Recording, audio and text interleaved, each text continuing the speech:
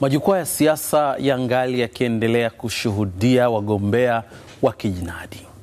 Katikati ya hilo kuna wale ambao ni wagombea wa nafasi za ubunge na udiwani wa viti maalum, na wenyewe wamekaa wakisubiria kuona ni kwa namna gani turufu yao ama kete yao itakuwa kwa kiwango hicho hicho kwa vyama vyao.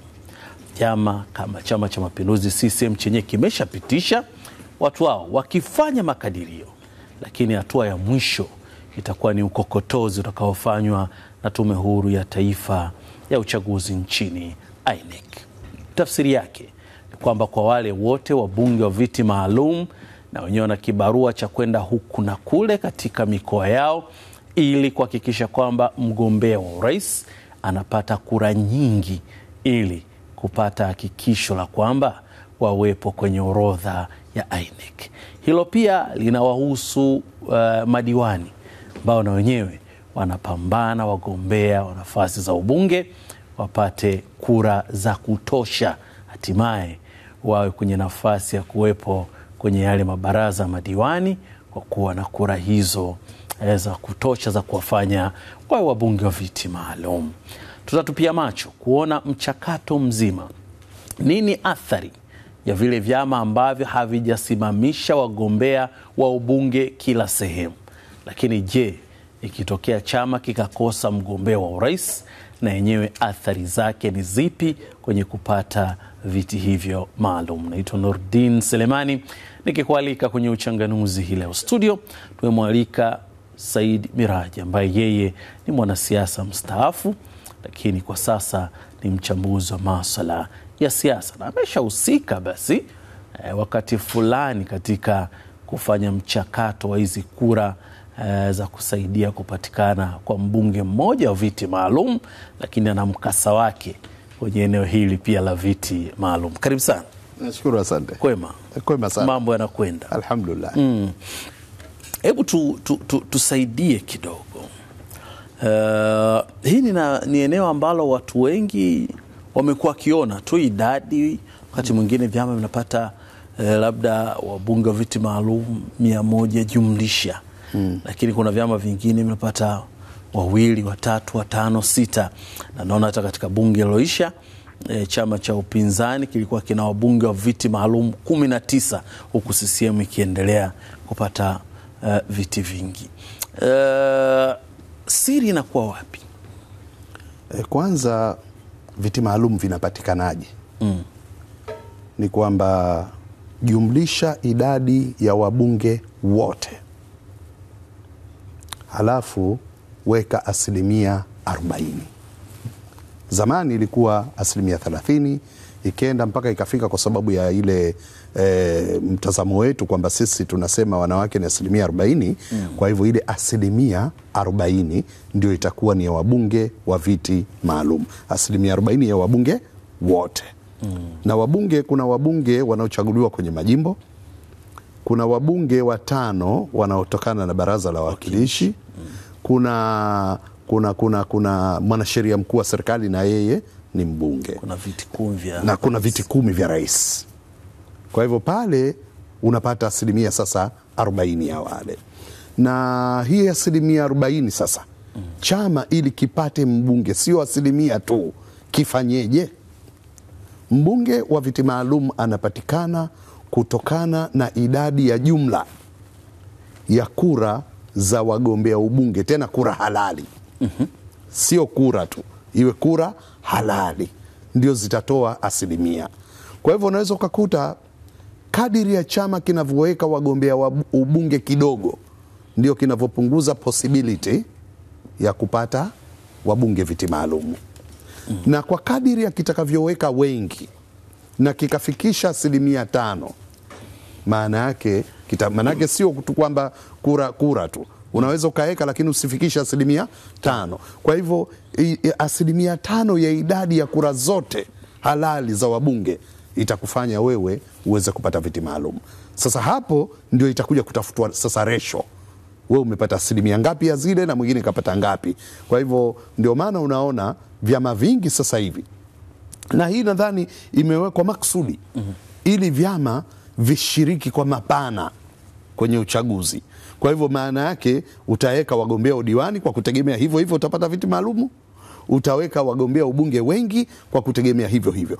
Kwa hivyo chama ambacho kimejichagulia kuweka idadi ya wagombea ubunge kidogo, halafu kisifanye kazi kubwa sana ya kupata kura, kinaweza kikaja kikajikuta kwamba kinakosa viti maalum.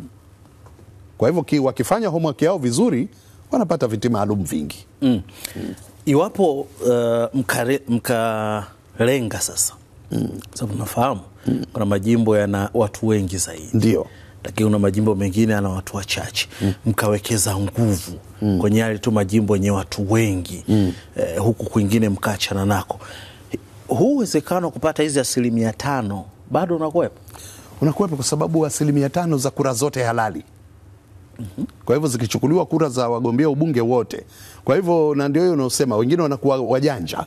Ana focus, pengine anaamua kabisa mimi nasimamisha wagombea kwenye majimbo 100 tu. Lakini yanamtoa, anapata wabunge viti maalum, anaweza kupata 15, 20 kwa kutegemea na idadi ya kura anazozipata. Kwa hivyo muhimu mwisho wa siku ni kwamba umepata 1% ngapi. Sasa ukiona kwamba una uwezo wa kuzitengeneza kwenye uchache wa majimbo, yalla, kwani hata kura za rais na zenyewe ili uweze kupata ruzuku ni lazima utimize 5% ya kura zote. Sasa hata kama utazipata kwenye mkoa mmoja, hazisemi 5% lazima zitokane na 1, 2, 3. Ni kwamba uzipate 5% tu. Kwa wale ambao hawana mathalan mgombea urais, na hata hii tumeona hata kule kuna watu wengine Zanzibar wajasimamisha ugombea urais kwa sababu mbalimbali, hizo vyama ikiwemo chama cha CUF ambacho wameenguliwa vizuri, walishindwa kukidhi baadhi ya taratibu. Athari zake zinakuwa nini kwenye huu mchakato wenyewe wa kujaza kwenye ile sanduku la kuhakikisha kwamba mnapata hizo kura kwa wingi? Chama ambacho hakina mgombea urais kinapata athari kubwa. Kinapata athari kisiasa, kinapata athari kisheria, kinapata athari hata kijamii na kiuchumi. Labda nianze athari kubwa ya kwanza, chama ambacho hakina mgombea urais kinapata. Lengo lolote la chama cha siasa ni kushika dola. Na tunakupima seriousness yako kwamba unataka kuongoza dola.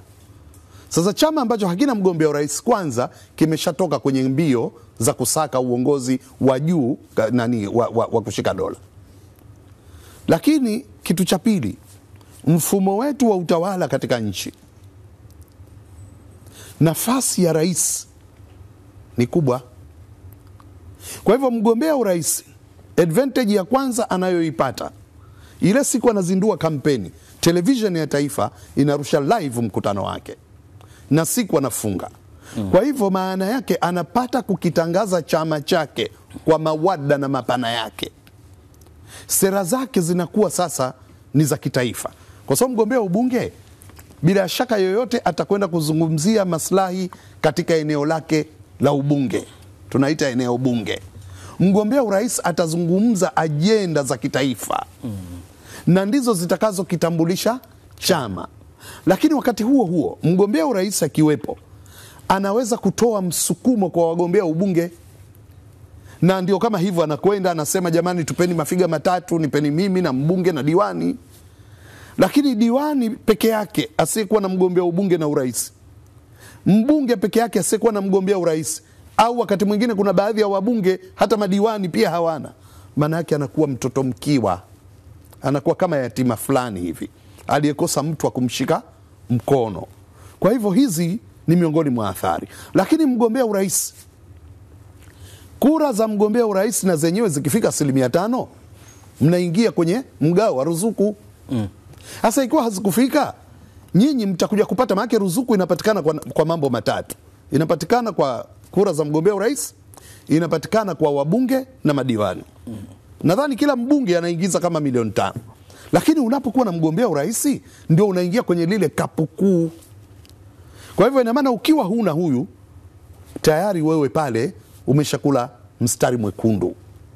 Lakini kuna mgawanyiko ambao unaweza kutokea kwenye chama. Nakumbuka hapa wakati wa Ukawa, kwa sababu kulikuwa na mgogoro kwenye kuweka mgombea urais, wengine hawakuridhika. Tuliona hapa Slaa alitoka kwenye Chadema, tukaona hapa Lipumba alitoka kwenye CUF. Ni athari kubwa, lakini chukulia leo chama hakikuweka mgombea, bado kinagombea kwenye ubunge, bado kinagombea kwenye udiwani. Wanachama wake wanataka kauli ya viongozi katika wagombea urais, wamchague nani au wasichague kabisa. Tunaanza kuona sasa hivi wako baadhi ya wagombea ubunge wa vyama vya upinzani, lakini washajichagulia wagombea urais. Lakini je, waliochagua ni muongozo wa chama, ni muongozo wake binafsi? Kama ni muongozo wa chama, tutasema well and good. Ukiwa ni wake binafsi, kuna watu ndani ya chama watakuja kuhoji. Lakini pia tumeona kuna mgombea au baadhi ya wagombea wameshindwa kurudisha fomu au wameenguliwa. Wanachama watataka sababu. Wewe tulikupa imani kwenye chama chetu, na pengine ndani ya chama uligombea kwa nguvu kubwa uwe mgombea, umepata fursa ya kuwa mgombea, umeshindwaje kukamilisha taratibu? Sasa hii na yenyewe inaweza ikaleta migogoro kwenye vyama. Na yazungumza haya with experience, kwa sababu na mimi nilikuwemo. Inaweza ikaleta migogoro kwenye vyama. Lakini kuna masuala nilisema hapa ya kisheria, ni kama ya ruzuku. Lakini pia mgombea urais akiwepo na akiwa makini na akasaidia wagombea ubunge, hata yeye asiposhinda, akipata wabunge wengi, kuna advantage ya kwamba wakiingia kwenye bunge, hata kama hawakushinda kwa majority, hata kama hawakushinda uraisi, lakini wanaweza wakabahatika kuunda kambi ya upinzani, ambapo kuunda kambi ya upinzani rasmi bungeni kunakupa fursa miaka 5 ya kuunda serikali kivuli, na mnawasemea wananchi, na mnapata fursa katika kila hotuba ya waziri inasoma na watu watatu. Kuna hotuba inayosoma waziri, kuna hotuba inayosoma na mwenyekiti wa kamati ya bunge wa sekta ile, halafu kuna na hotuba ya waziri kivuli wa upinzani. Kwa hivyo unakieka hai kile chama. Sasa ikiwa hakutakuwa na mikakati mizuri, maana yake mnakuwa nje ya dimba kwa miaka 5 na mnakosa hiyo fursa. Lakini wakati wa kampeni ndio wakati pekee ambao vyama vinapata nafasi ya kujitangaza. Ukiwa na mgombea urais, una advantage kubwa, fursa kubwa ya waandishi wa habari kukufata, kutaka kujua unasemaje, kuripoti mikutano yako. Hapa tunaona kila mgombea urais akifanya mkutano, taarifa ya habari inasema mgombea urais wa chama fulani alikuwa pahala fulani. Lakini wabunge, huwezi kwenye taarifa ya habari moja ukaeleza majimbo yote 272. Kwa hivyo leo litatajwa hili, kesho litatajwa lile, kesho kutwa litatafutwa lenye lile vitu vya mvuto zaidi. Ukiwa na mgombea urais kuna hiyo advantage. Kwa hivyo kuna mambo mengi hapa yanayokosekana kwa kukosa kuwa na mgombea urais. Lakini kuna umuhimu gani kwanza kuhakikisha kwamba mnapambana ili mpate hivi viti maalum? Kwani mkivikosa mnaharibikiwa? Wakati mwingine mnaweza kuwa viti vyenu vya kuchaguliwa havitimizi nyie kutimiza idadi ya kuunda kambi rasmi ya upinzani. Okay. Viti maalum vitakusaidia, kwa sababu wale wakisha kuingia bungeni hawatazami wameingia kwa mlango gani, wanakuwa ni wabunge. Lakini wakati mwingine hawa wabunge wa viti maalum hata kwa serikali iliyopo madarakani wanaweza kuwa mawaziri, lakini kwa chama cha upinzani wanaweza kuwa mawaziri vivuli. Nakumbuka mimi wakati CUF, wakati ule mwaka 95, kulikuwa na mwenyekiti wa bodi ya wadhamini ya CUF na ila Jidawi, ni mbunge wa viti maalum, lakini alikuwa ni waziri kivuli wa mambo ya nchi za nje, na alikuwa ni miongoni mwa waziri vivuli waliofanya kazi nzuri sana. Kwa hivyo wakati mwingine tusidharau tu viti maalum, wanaweza kuja watu wenye uwezo mzuri kwenye viti maalum. Kwa hivyo hawa wana advantage ya kuisaidia ile kambi kuimarika, wana advantage ya kushika hizo nafasi na wakafanya vizuri. Wana advantage, kila mbunge nadhani anaingiza milioni 5. Kwa hivyo wana mambo mengi, Mwaka 2015 ndio kura nyingi sana zilipatikana kwa upande wa upinzani kwa rais. wakati marehemu Edward Ngoyai Lowassa akiwa kwenye mchuano alipata zaidi ya kura milioni kama 6 hivi nukta kadhaa, na nyuma zaidi wakati ambapo uchaguzi wa kwanza wenyewe wa vyama vingi wa mwaka 1995 NCCR Mageuzi, wakati pia chini ya marehemu Agustino Lyatonga Mrema alipata kura kama milioni 1 nukta kadhaa hivi. Imekuwaje upinzani umeanguka na umeshindwa tena kujifaragua kupata wingi wa kura hizi ambazo tuliona matunda yake bungeni kuwa na idadi kubwa ya wabunge kutoka kambi ya upinzani? Uchaguzi labda tuseme baada ya ule wa Ukawa, uchaguzi uliofuata ulikuwa na mambo mengi kidogo, kiasi ya kwamba ulinyima fursa ya kupatikana wabunge wengi kutoka kambi ya upinzani. Na mimi ni muumini wa demokrasia. Kadiri ya unavyokuwa na upinzani madhubuti, maana yake na mtawala aliyopo madarakani anafanya kazi kwa uangalifu zaidi. Ukiwa upinzani ni legelege au hauna nguvu, unategemea fadhila na huruma ya wabunge wa chama kile kukisimamia chama chao. Na tumeona kuna tofauti kubwa sana ya wabunge wa upinzani wanapokuwa wengi na wanapokuwa na nguvu, yani uwezo. Manake unaweza kuwa na wengi lakini uwezo wao ukawa mdogo. Lakini wanapokuwa na uwezo mzuri, tumeona namna gani serikali inapata misukosuko ya kusimamiwa, kukosolewa, kushauriwa katika kufanya kazi zake. Na kwa hatua tuliofika, tusitegemee chama kinachotawala ikiwa hakikupata mishemishe. Wale ni binadamu, watarelax. Na ndio maana hata kipindi hichi ambacho wapinzani walipungua, kuna baadhi ya wabunge wa Chama cha Mapinduzi ambao ni chama tawala walikuwa wanawashika mawaziri wao.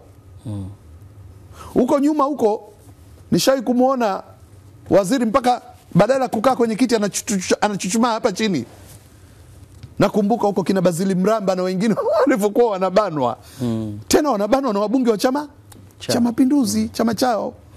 Kwa hivyo hii itupe somo kwamba hata upinzani, manake unajua upinzani ukiwa imara sana, nadhani hawa wabunge kutoka Chama cha Mapinduzi, labda kwa sababu chama chao ndo kinatawala, wanaona wao si kuna mambo ya party caucus hapo. Lakini wabunge wajue kwamba mwisho wa siku kazi yao ni kuwawakilisha wananchi kwenye chombo cha kutunga sheria. Wao wanatunga sheria kwa niaba yetu, ni jukumu lao la kikatiba. Wao wanaisimamia serikali, wao wanaishauri serikali, wao wanaikosoa serikali, na hasa kwenye masuala ya fedha zetu. Na wapinzani kuwa na wabunge wengi na muhimu, kwa sababu kuna baadhi ya kamati lazima, ikiwa wapinzani wapo, waongoze wao. Kwa mfano kamati ya PSC, LAC, serikali za mitaa. Kwa hivyo maana yake tunahitaji kuona hawa sasa. Nyinyi mnakwenda pale, hamjaweza kuform ile kambi ya upinzani rasmi, unapataje kuongoza hiyo? Kwa hivyo matokeo yake tunabaki tunabambanya tu, kanuni zinatubana. Kwa hivyo kuna umuhimu mkubwa tukijikaza tukapata wabunge wengi, na hii ni kwa faida ya demokrasia, ni kwa faida ya udhibiti wa fedha zetu, ni kwa faida ya kuchallenge sheria zinapotakiwa kuletwa. Watu tudadavue. Kuna sheria tumeshaona hapa zimetungwa, halafu tunakuja kuambiwa kwamba ile sheria ya tulikuwa tunaita ya tozo, halafu tunakuja kuambiwa chama kimeishauri serikali ile ifutwe na hivi na hivi na hivi. Lakini ingekuwa kuna usimamizi mzuri, maana yake ilikuwa wala isitungwe na kuanza kufanya kazi. Kwamba mpaka tuje tupate huruma ya chama. Lakini kwa nini tumefika hapa? Kwa sababu kama tunajua umuhimu wa chaguzi, umuhimu wa watu kwenda kuwakilishwa bungeni, na bado tumefika hatua tunaona baadhi ya vyama vinasema kwamba sisi endeleeni, tuna uchaguzi wenu. Unajua kuna jambo moja la msingi sana hapa la kuliangalia. Viongozi wa vyama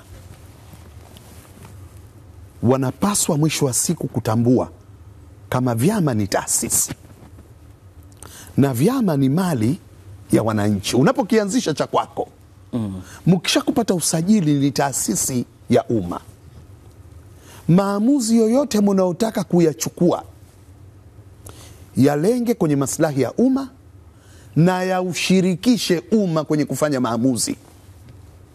Nakumbuka mimi wakati nipo CUF, Maalim Seif Sharif Hamad akiwa katibu mkuu na kuna kipindi alikuwa makamu mwenyekiti wa CUF, tunataka kuingia kwenye suala za kabla ya maridhiano, tulikuwa na vitu tunaita muafaka.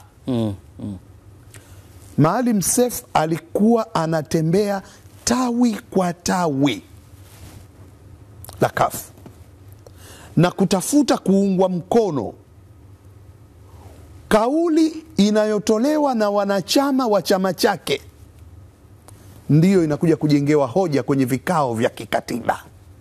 Kwa hivyo mkutano mkuu ukiamua, baraza kuu likiamua, huwezi kusikia manunguniko, kwa sababu chimbuko la maamuzi yao ni wanachama wao.